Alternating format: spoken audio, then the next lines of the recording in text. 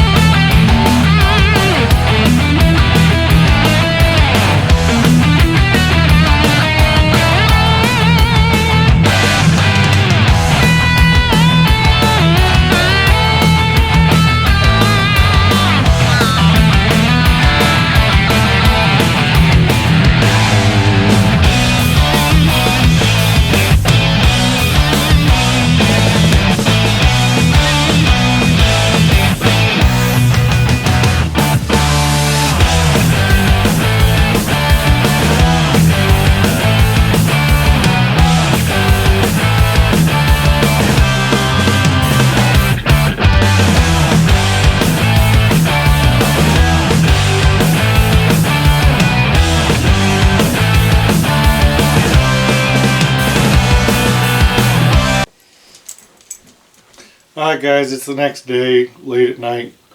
It's the day before Thanksgiving, and I'm going to finish these bracers tonight, hopefully. This is where I can't remember what I just showed you last. I know I put these on and was showing you in the camera. I put this Blaze orange paracord on because I couldn't find my other paracord. So I was at Walmart earlier today and I got this hank of this 1100 paracord because it only had more Blaze orange. So this is all my choices were. So I got this. I'm going to use this to replace that Blaze when I'm done, because that Blaze orange is kind of redonkulous for this project, but I needed something because that other stuff, this isn't it tends to snap. It's not real strong. You put too much pressure on it, it just snaps apart. So anyway, I'm going to, if you look at these,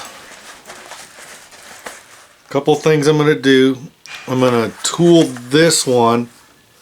The only thing I've done on this one is done that same design right here, but this one I didn't do all this designing like over here, so I need to tool this one, and it's going to be different because I'm not going to try to mirror image this image onto here. I'm not going to do that. I'm just going to kind of do a similar design, but it'll probably turn out different. So they will be different from each other. The other thing I'm going to do is I'm going to drill out this snap on both of these, and I'm going to put a rivet in there to make it a permanent, because these will just keep coming off, and they're the perfect size. So all I have to do is put a rivet in there and it'll be fine. So I'm just going to put a rivet in there. So that's probably going to be the first thing I do after I tool this other one. So I'm going to take them apart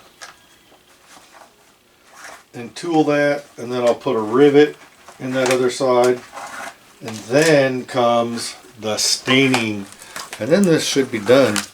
But I think this has potential of turning out really cool depending on how I stain it, but it's already really cool. So alright, I'll get back with you here in a sec. For you, it'll be the next scene. For me, it'll be a few minutes. So we'll get back with you when I'm all set up to do the next thing. Alright, bye.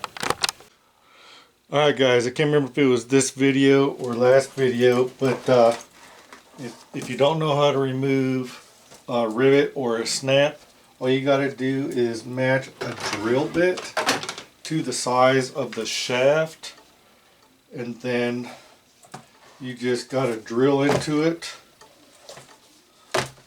And I'll show you here, get you close up here. So like this right here,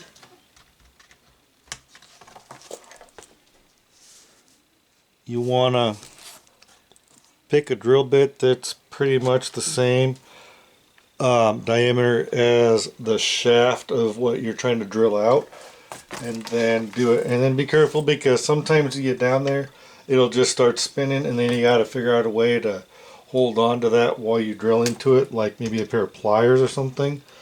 But this is how you do it. And like that, it is spinning. So take like a pair of pliers and hold on to that sucker.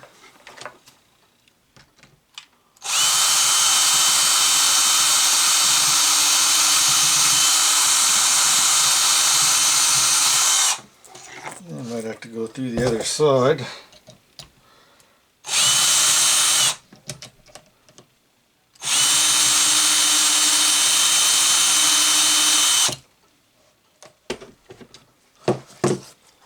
And usually that works a little better than that.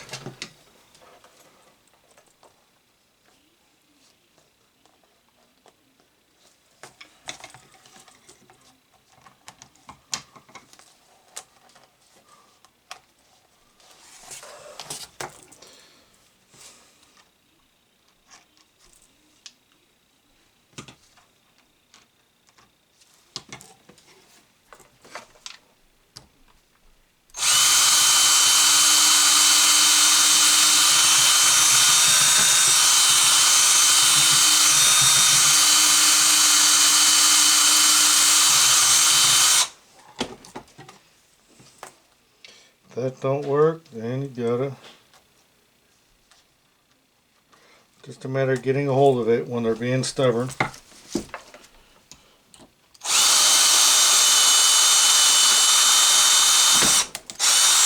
Yep. Didn't mean to go through it like that, but it'll be fine.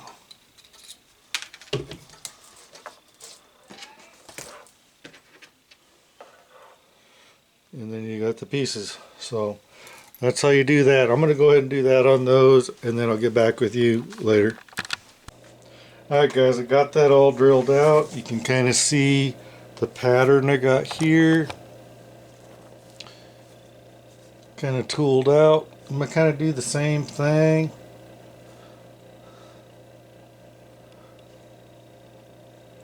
Trying to see if I need to add any more to this one or do anything else, but I think I'm pretty much going to leave it like that. I'm going to do something similar to this one. So, I'm going to spray this down.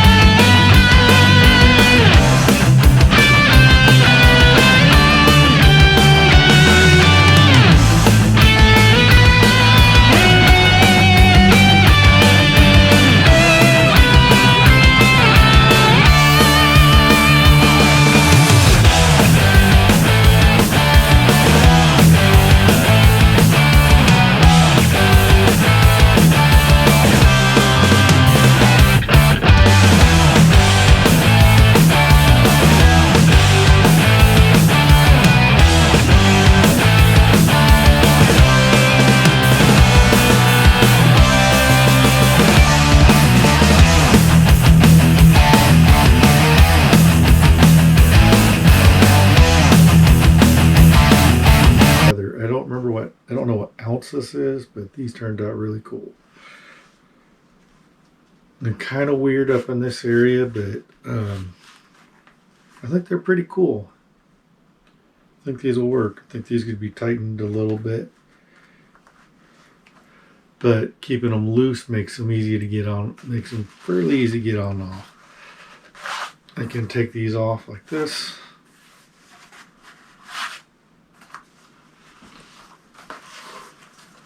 Like this.